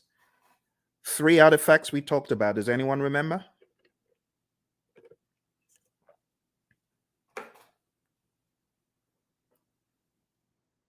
Hello? Everyone's quiet. Okay, I don't bite. All right, so the artifacts I was looking for from the world of Agile is your product backlog, your sprint backlog, and your increment or PSI. In the world of predictive, I was expecting the baselines and the plans pretty much. They're possible artifacts. We could also say our burn charts are artifacts from the world of Agile and things such as that. There are other things we could include. All right, managed communications is the next one. Pretty much managed communications, the communication knowledge area, and then engage stakeholders, pretty much the stakeholder management knowledge area that we've taken a look at. Okay, Don't forget, there's some really important stuff in the Agile Practice Guide as far as the incremental agile predictive iterative mantra, knowing when one is better than the other. So if there's a low degree of change, but there's a high frequency of delivery, it's incremental, stuff like that. This image is going to help you master. Again, know your Scrum, know your Scrum, know your Scrum inside out. Read the Scrum Guide. Make sure you go to scrumguides.org.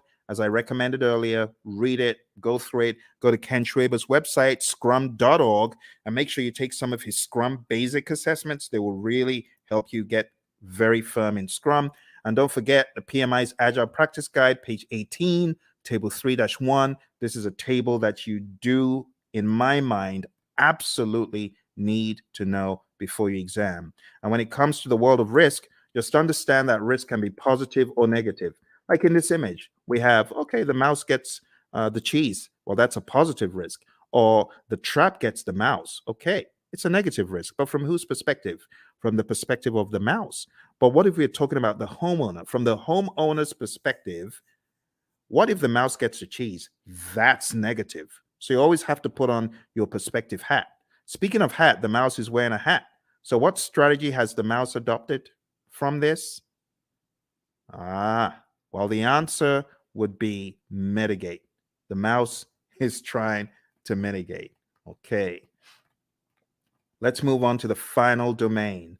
The final domain in this narrative, my friends, is a business domain. And in the business domain, we have 4 tasks. Number 1, plan and manage project compliance. Make sure that you are complying. Do not comply, because not complying could be bad. We're going to hear from our buddy Roy very quickly here. He's going to share the agile perspective of compliance. Let's hear what Roy has to say. So, Roy, is this a good word in agile space? Well, maybe it's a necessary word. We certainly don't like it, but it is functionally correct. It is technically the correct word to use. But we do want to make sure that we're aware of what compliance regulations are in place, so that we don't get ourselves in trouble.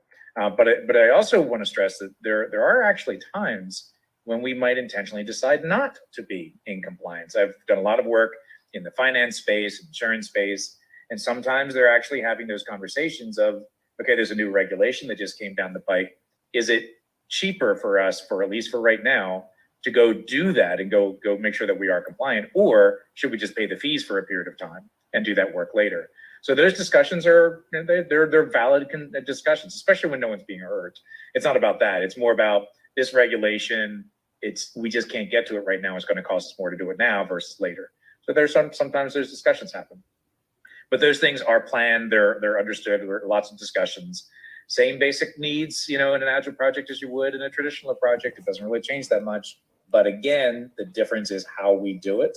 We make sure that the teams are very aware of the compliance and regulatory needs, and that they understand them very clearly, so that we don't necessarily have to do reviews to identify compliance. We are encouraging the teams to be compliant always. That's a big difference. All right, good words from our buddy Roy. And like I said, if you want more of Roy and I's training coaching, going down to hpmexam.com, we have tens and tens of hours of both of us going back and forth talking about this stuff over and over again. You could go on to tinyurl.com/elite PMP. You'll be able to join the Udemy course where we have PMBOK 7. We just go to town on PMBOK 7, and you can watch all of those videos there. All right, moving on. Let's go back, and we're talking about business domain. Next thing is evaluate and deliver project benefits and value. So in the world of the PMI, they've become hypersensitive to the concept of benefits and value and outcome. It's no longer just about deliverable. Moving on to task 3, evaluate and address the external business environment changes for impact on scope. This is what a good product owner should be doing. A good product owner should always be scanning the boundaries and saying, what has changed in the environment? How does that affect our project? That needs to be the question. All right. As usual, I want to hear from my buddy Roy about environmental impacts. He always has such great wisdom to share. So let's listen to what my buddy Roy has to share. I hope the sound is coming across properly. It's a little bit different from Zoom's, this mechanism I'm using. So do let me know if you're able to hear the sound of Roy's voice. Let's listen. I'm glad they're talking about the backlog. That's a very positive change. Obviously, observing and monitoring and all that sort of thing is really not that much different than you would do. That's a business thing. Your product management community, if you have one, they would be doing these sorts of things. And that part doesn't change. The part that does change, though, is that we're able to make those changes a lot faster. So if something is happening in the market, we don't have to wait 6 months or a year to implement it because of current projects. We change it now, or as early as is practical anyway. And the main reason that we can do that is because it's less impact to our schedule, less impact to our projects. We can make those changes a lot faster with significantly less impact to our project. All right, back to you, Phil. All right, awesome stuff from our buddy Roy. So now you understand the concept of the environmental changes and their impact on scope. We've got one more, and we're going to be done for the night. We're going to be done. So here's your last chance. Type in any questions you have. I'm sorry if you are typing in questions and I'm not seeing them. This is a different platform, so even though it's live, I am unable to see if you have chatted in anything. It's not coming through. You might want to go to LinkedIn and try, because a few moments ago, Lawan was chatting in and it did work for her on LinkedIn. So if you're typing in and it's not working, I am sorry. All right, let's go on to the final one, and it's support organizational change. And you as a project manager, this is your job. Your job is to support organizational change.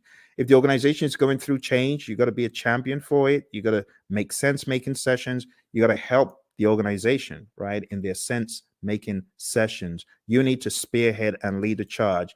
As it says here in what we have in 3.4, it says assess the organizational culture. That's number one. Number two, evaluate the impact of the organizational change to your project. And finally, evaluate the impact of the project to the organization. And then you got to determine required actions either way. That's the general idea. We're going to hear from our buddy Roy, and then we're going to wrap this up. So our buddy Roy is going to talk about organizational change from the world of Agile. Let's hear from Roy. So Roy, how do we think about supporting organizational change from this perspective? Yeah, this is huge in the Agile space. And the main reason is to enable Agile to work properly, you need to change the organizational culture. It has to happen. To support things like, experimentation and the ability to fail and removing impediments as quickly as possible. All of these things may be contrary to the way that your organization is set up and contrary to the culture. So as project managers, as scrum masters, you need to be evangelists and champions of the process and encourage that change by educating your leaders, educating your business partners, your stakeholders, making sure they really understand what this is all about. Organizational change, let's say this, the biggest barrier to Agile adoption is organizational culture. So if you're looking for one thing that's going to be your biggest problem, it's the organization itself, the culture of the organization. So you need to pay particular attention to that, because you're going to see behaviors that are more traditional in an Agile environment. But in an Agile environment, those traditional behaviors don't work, right? If we're expecting to see things the same way, do things the same way, and just do Agile, you will fail. It will not go well for you. You may get some benefits, but eventually you're going to start seeing where the organization is going to get in the way, and you will start very quickly falling back into traditional approaches because this Agile thing doesn't work here, right?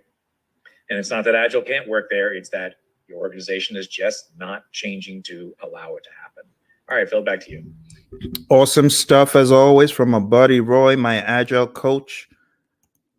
Thank you, Roy. And with that, my friends, we are done. Or are we? There's one little piece left that I like to throw in at the end, just to help you see how far we have come. Because when I tell you we've climbed 1,000 mountains, you better believe it. We've climbed so many mountains that you won't even believe. When you see the roadmap of everything we've done tonight, you won't believe how much we've done. We've done a boatload of stuff. We've done so much stuff. It could actually be a little bit mind-boggling to you. So what I like to do at this point, I like to show like a roadmap of all the intricacies of the PMP exam. So let me just go over them one by one. First of all, we've talked about the world of predictive. We've talked about the world of agile. We've talked about the people, process, and business domains. We've talked about Scrum. We've talked about Kanban. We've talked about the Agile Manifesto, talked about the Agile Manifesto values and principles. And then I've shown you PMBOK 7. I've shown you PMBOK 6. I've shown you the 12 principles and the 8 domains. Wow. My goodness. Okay, let's put it all into perspective. I'm going to show you one more image to bring it home. This is going to be the coup de grace. It's going to help you see everything in one place. Okay. But are you ready? I hope you are. This is going to go pretty deep. Let's take a look. I call this the PMP mind map. PMP mind map. And this mind map encapsulates the entire journey. I think at the end of it, you'll probably appreciate all the work you have been doing, actually. All the work you've been doing to succeed on your PMP, you're going to see it come to light here. All right. Here we go.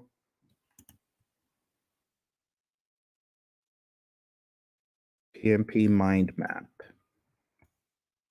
You might have seen a video where I talked about this in the past, but it's always new because of the enormity of what we have done tonight. You ready? Okay. You take myself off the screen so that you can see it. All right. So we've talked about everything here in the world of Agile. See that? Let's zoom in. Agile. Talked about the manifesto, talked about servant leadership, talked about charters, and these are some other pages that you need to focus on. We talked about predictive, 5 process groups, 10 knowledge areas, 49 processes, talked about the principles and the domains, talked about the PMP exam content outline. Quick note on hybrid, if you haven't already read pages 26 to 30 in the Agile Practice Guide, you definitely want to. And then we talked about Scrum. We went through the 353, and then coming to a wider view, we've talked about integration, scope, schedule, cost, quality, resources, communication, risk, procurement, and stakeholder. We've talked about people, process, and business. And then we've talked about some auxiliary things. I told you about my experience on the exam. You got to manage your time. I told you definitely take it at a test center. I wouldn't advise taking it at home. Bad things happen to some people who take it at home. Some people are able to escape unscathed, but trust me, when it happens, when the flying monkeys come out, it's no fun. And I know a lot of people who have encountered the flying monkeys. Get enough sleep for your exam and definitely do a lot of scenario-based tests. If you haven't taken my 200 question test, which you can find, actually, I've got 200 question tests on YouTube. If you haven't taken them, I highly advise that you do. I'm going to put them in the chat. Do that. So, well, my friends, thank you very much for joining me. I appreciate it. You take care, and don't forget, check out all the links, hpmexam.com, tinyurl/elite PMP, and tinyurl.com/elite CAPM. All right? You take care. All the very